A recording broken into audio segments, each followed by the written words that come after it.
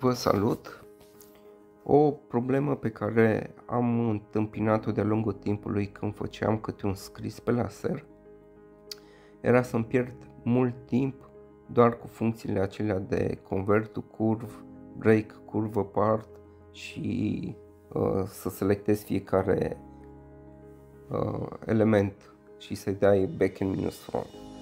Cam asta era procedura pe care o făceam înainte și trebuia să selectezi aceste zone de interior ca să îți faci un singur element. Ei bine, am găsit că se poate optimiza această procedură greoaie în care selectezi elementele, le dai weld, pe urmă selectezi iarăși interiorurile, asta mai dă și așa în spate să fie order în spate, in back, și când îi dai back în minus front ți-a ieșit ceea ce vrei. Am găsit să optimizez această procedură mult mai simplu prin scurtături. Practic este aceiași pași, dar prin două scurtături și ai rezultate diferite.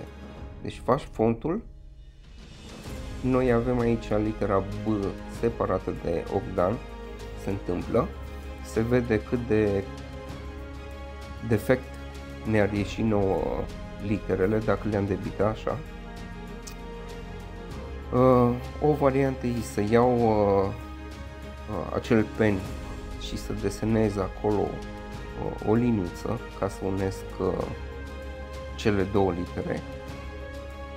După ce sunt unite, pot să fac restul procedurii, dar mie îmi place o variantă mai simplă, poate vă ajută, e să trag litera mai aproape și cam asta e. Deci selectez textul, dai cât LK, cât LK și la sfârșit mai trebuie să dai încă o dată convert to curve. Și bam, asta e tot.